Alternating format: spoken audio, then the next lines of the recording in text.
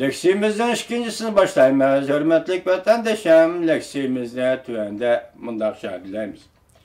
Barlıq öz yetib alğıçılar qıltaqı düşkən adamlardır.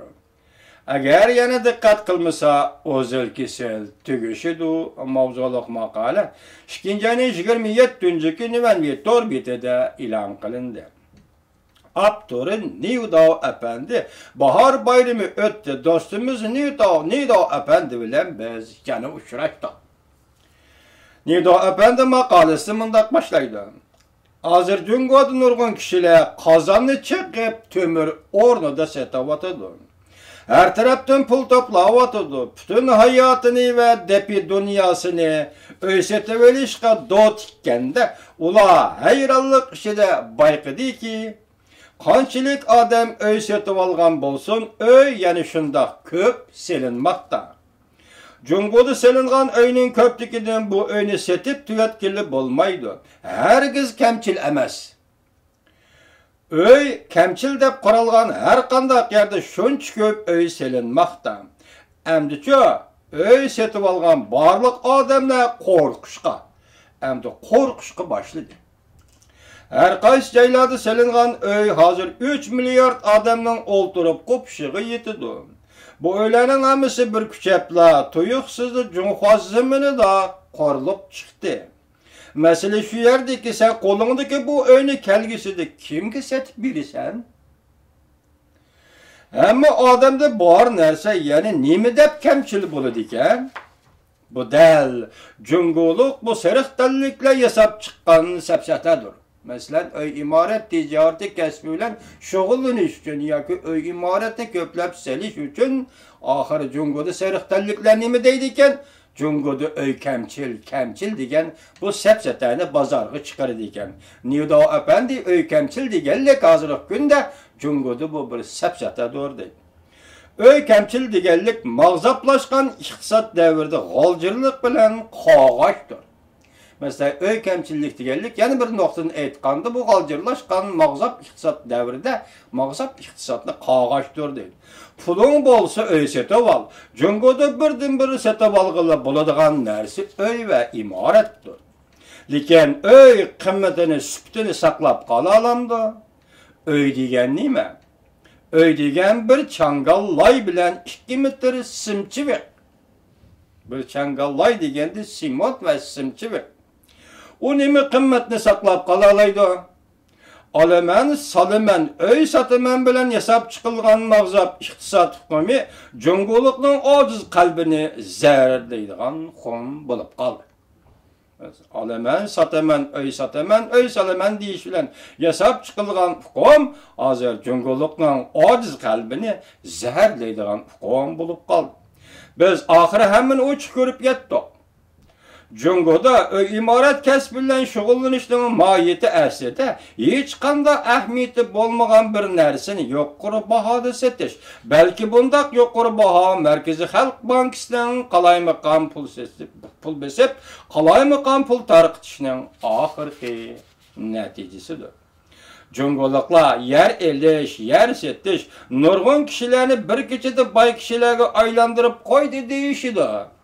Şunda qalaymaqan besip chiqarilgan pul, qalaymaqan tarqatilgan pul bir necha kishiga boylik elib keldi.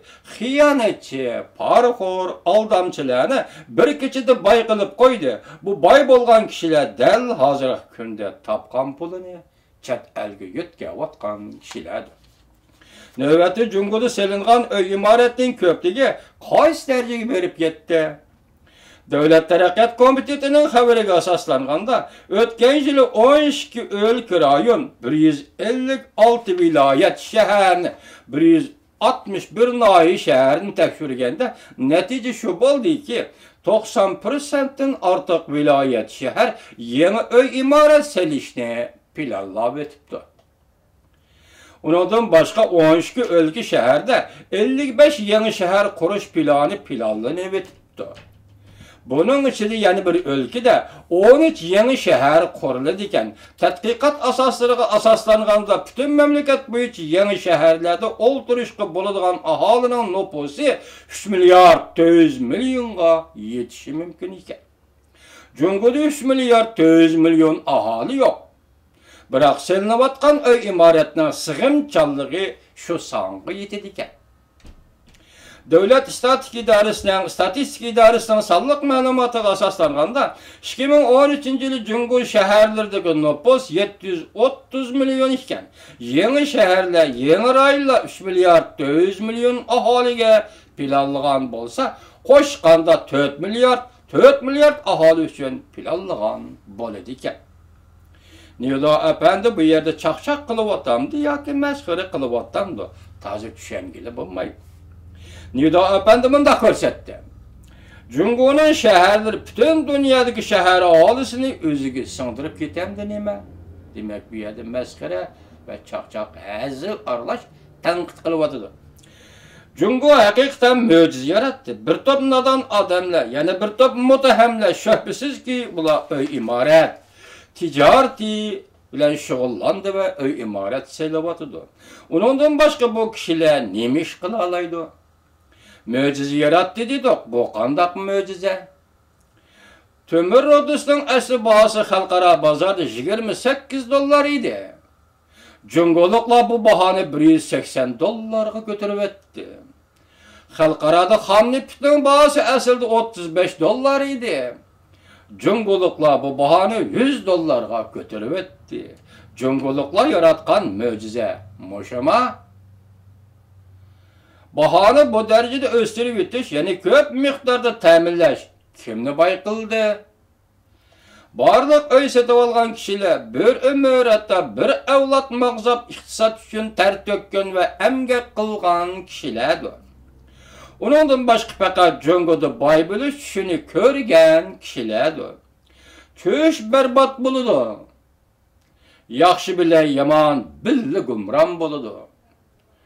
Jungoning boyligi ko'kim talqon bo'ladi. Bunda uy imorat eng oxirida bir tiyinga mo arzimaydi. Hozir uy sotib olgan kishilar qiltaq tushganligini his qilishga boshladi. Ko'kim talqon bo'ladigan vaqt yetib kelmadi.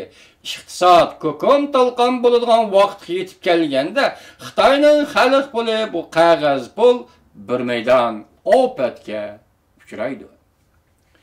Xitoy puli uzul kesel gumron bo'ladi deydi Nido efendi. Xalq pulining mablag' boylik baho sistemasi uzul kesel tarmar bo'ladi. Pulni qalaymagan tarqitish davrining oxirlash yetib kelgan hamon Xitoy iqtisodining ko'kim talgan bo'lish davri yetib kelgan bo'ladi. Nurg'un kishilar so'rashi mumkin. Pulni qalaymagan besish va pulni qalaymagan tarqitish davri qachon oxirlashadi?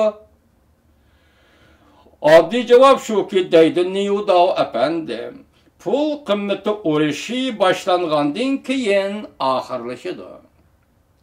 Xalq puli xalqarada hech nimaga arzimaydigan qog'ozga aylanganda bir oxirlashgan bo'ladi. Bir xil huquq, ya'ni och ko'zlik bilan birlashgan huquq sistemasi oxirlashgan bo'ladi. Diqqat vatandashim, bir xil huquq, ya'ni och ko'zlik bilan birlashgan huquq sistemasi oxirlashgan bo'ladi. O'zini chaqlamay ko'ranglagan bir millat oxirgi hisobda intayin ig'ir badal to'laydi.